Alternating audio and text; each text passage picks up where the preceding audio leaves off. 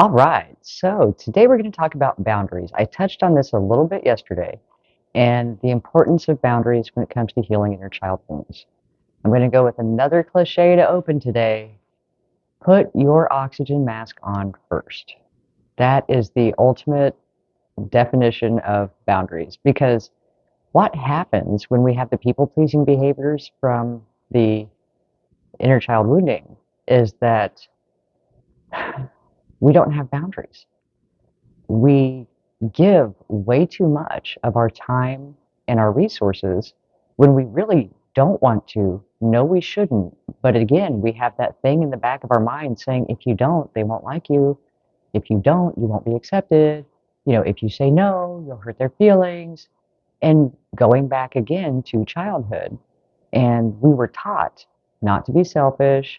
We were taught, you know, how about you go to a family reunion and stinky Aunt Sally, who you don't ever see, is like, oh, give me a hug. And you're like, "Eh." And your parents go, oh, go on, give her a hug. Telling you that your inner voice, your feelings, your opinions don't matter. And squashing down your intuition and the things about yourself that are there so that you can learn to trust your own judgment. And so we go up into the adult world without knowing how to have healthy boundaries.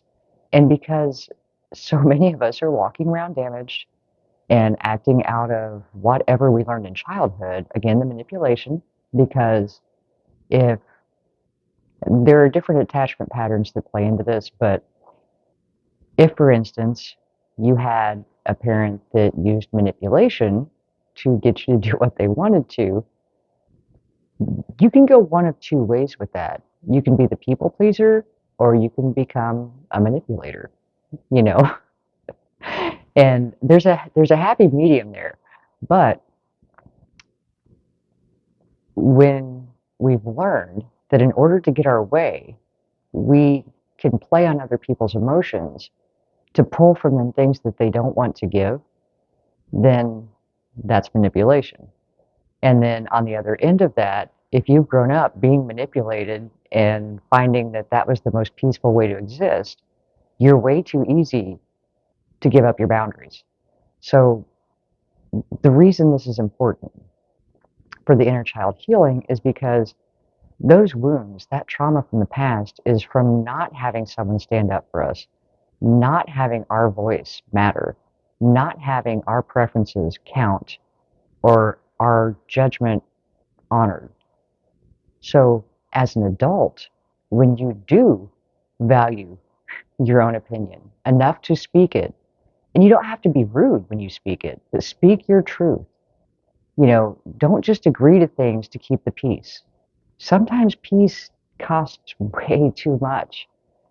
And if something's stealing your peace, maybe it's just not for you, and that's your sign that you should move on from that situation, whether it's a job or a relationship, whatever it is that's stealing your peace.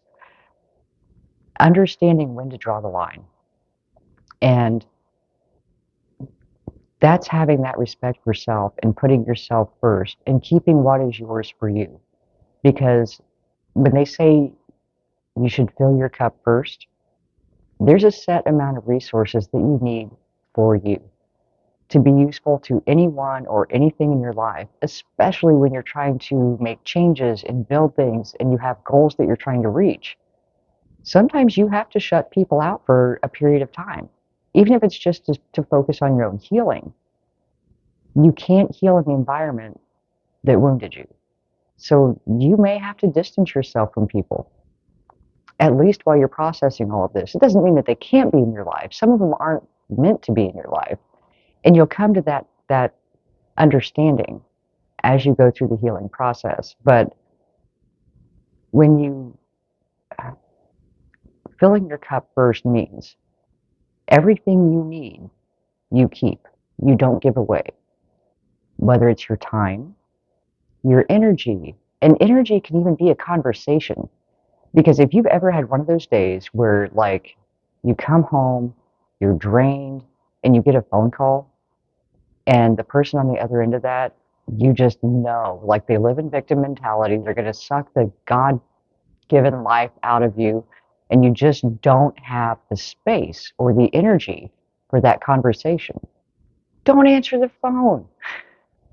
I have told people, because they're like, why didn't you get back to me? And it's like, you know, casual acquaintances, not business related.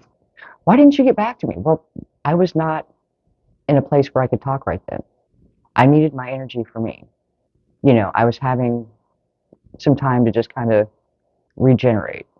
And I'm going to put an attachment on energy feeders, because you'll notice there are certain people in your life that when you spend time around them, afterwards you just feel drained. And those are the people that they feed off of your energy and they don't give anything back. And those are the ones that you have to be even more protective of in keeping those boundaries in place. Don't let the energy feeders use you as a source. Protect your energy. And energy is everything: time, money, space. It's, if somebody calls you and wants to borrow $100 and you don't have an extra $100 because you have certain bills that you have lined out with a little extra money for you for the week, that stays in your cup. You only give what's overflowing. If you have extra time, extra energy, extra money, by all means, be generous, you know, if you want to. And there again, you have to watch, because so many times we think we're helping, but we're actually just enabling. Because if this person calls you every 3 weeks, low on cash, need money, it's an emergency, oh my God, can you please help me out? And okay, they've come to realize that they don't have to be responsible because you're going to pick up their slack. You're now enabling their inability to care for themselves. And until you withdraw from them, they're not going to learn how to take care of themselves. You've become a crutch that enables their dysfunction. So there's a difference between being generous and enabling, which goes back to that fixing people behavior from yesterday. Everything has a happy medium. And so it's understanding that you have every right to not give away what you need for you, and being able to really stand firm in that and not let people wear you down. If they start manipulating you and you start feeling that, like, oh my gosh, cut it off. Distance yourself from that person until you're strong enough that you know you're not going to give in. Because it's like anything else. It's a muscle, a habit that builds strength over time. The more you use it, the more you do it, the stronger you feel about doing it again. And then you create this new behavior of mine is mine. What's mine and what I need for me never leaves my space. Like, if you're short, sorry for you, better figure that out, but I'm not giving you what I need for me. I'm not going to put myself short to save you. And that's, again, in any area. So in boundaries, when we stand up for ourselves, we protect ourselves, we keep ourselves safe mentally, emotionally, financially, even with our time, where we're not rushing because we put somebody else's needs ahead of our own, or we're not late to something because somebody else needed something at the last minute. Hey, and my take on that has become, piss poor planning on your part does not constitute an emergency on my part. Encourage people to take care of themselves. There are times when people legitimately have hit a hard spot. They need help, they need guidance, they need support. And by all means, if you have that overflow from your cup, help them out. That's what we're here for, right? But we were taught to shortchange ourselves for the sake of others, to be accepted, to be enough, to be worthy. And that's where we really just need to cut the tie with feeling like we have to earn acceptance. If people love you for you, you don't have to do anything. It's who you are. They want to be around you just because you exist, and they enjoy your energy, they enjoy your personality, and that feeling that you have to give something or do something or produce something to be valuable. Let go of that. You're valuable because you are. And if anyone wants more than that from you, you don't owe anyone anything. Not an explanation, not an apology. If you've done something hurtful to someone that you feel like you'd like to reach out and let them know, like, hey, I'm sorry, I was having a bad moment. I didn't mean to come off that way. By all means. But if somebody's like, oh, you better apologize, no, mm, not feeling it.